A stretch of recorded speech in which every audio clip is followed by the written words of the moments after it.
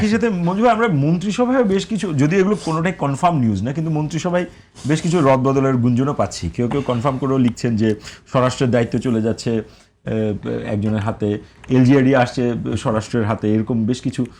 এইগুলো আপনি না, এইগুলো এখন খবর আছে এখন পর্যন্ত প্রত্যেকটা ইস্যুই গুঞ্জনই, এখনো পর্যন্ত কোনো গভর্নমেন্টের লেভেল থেকে এটা ইয়ে করা হয়নি। ইভেন আপনি দেখবেন সোশ্যাল মিডিয়াতে ঘুরে বেড়াচ্ছে মির্জা ফখরুল ইসলাম আলমগীর পদত্যাগ করেননি, মন্ত্রণালয় থেকে পদত্যাগ করেছেন, দলের পদ থেকে পদত্যাগ করেছেন, এটা কিন্তু করেন নাই। এগুলোও এক ধরনের মানুষের সাথে কিছুক্ষণ আগে দেখা হয়েছে, আপনি বলছিলেন। আমার সাথে আজকে দেখা হয়েছে, তো উনি আমাকে ক্লিয়ার করলেন যে না, এবং এটা হচ্ছে রাষ্ট্রপতি যখন শপথ নেবেন অটোমেটিক্যালি ওনার ভ্যাকেন্ট হয়ে যাবে ওনার সংসদীয় আসন থেকে সবকিছু। এখন আমি যেটা বলছি, দেখেন, মানে এটা একটু এই ক্রিটিসিজমটা আমাদের দরকার। এটা হচ্ছে বিএনপি কিন্তু অতীতে তার যে প্রেসিডেন্টগুলো ছিল, ধরেন বিএনপির প্রেসিডেন্ট যদি আমি ধরি, সেই সত্তার সাহেব থেকে শুরু করে বিচারপতি সত্তার, তারপরে বদরুদ্দোজা চৌধুরী, ইয়াজউদ্দিন আহমেদ, তারপরে ওই যে উনি বললেন বরিশালের আব্দুর রহমান বিশ্বাস, তো এই সবগুলোর মধ্যে বিএনপি কিন্তু সত্তার সাহেব, বদরুদ্দোজা চৌধুরী এবং ইয়াজউদ্দিন আহমেদের ব্যাপারে কিন্তু বিটার এক্সপেরিয়েন্স, অভিজ্ঞতা ভালো না।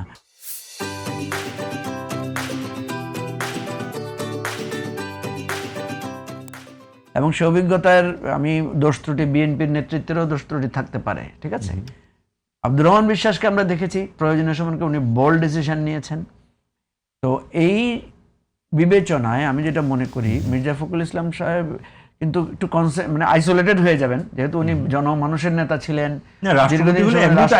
রাষ্ট্রপতি হলে ওনার একটা আইসোলেশন হবে। ব্যক্তিগত উনি নিজে একটু চিন্তিত যে আমি এই লাইফটা কিভাবে আসলে ইয়ে করব।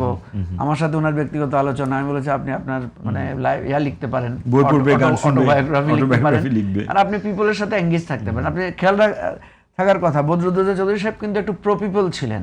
এই প্রো পিপল বিহেভিয়ারের কারণে, যেমন আমি তখন খুব ইনভলভ ছিলাম, সেজন্য বলছি, ওনার সাথে খুবই ভালো সম্পর্ক ছিল। উনি পেশেন্ট দেখতে যেতে চাইতেন ওনার চেম্বারে, এসএসএফ সিকিউরিটি বলছে না স্যার, আপনি তো শেষ পর্যন্ত মানে হাসর যেটাকে বলছে সেটা ভালো হয় না। আমার কথা হচ্ছে যে উনি ডাক্তার, উনি চিকিৎসক, উনি খুবই নামকরা চিকিৎসক, উনি রোগী দেখতে যেতে চান, চেম্বার করতে যেতে চান। তো উনি চেম্বার করতে গেলে প্রতিদিন ঢাকা শহরে কি অবস্থা হবে আপনি বুঝতে পারছেন, যাইতে আর আসতে, রাষ্ট্রপতি চেম্বার করতে যাচ্ছে, এটা একটা বিরল ঘটনা। তো পরে দেখা গেল যে উনি বঙ্গভবনের রোগী দেখা শুরু করলেন।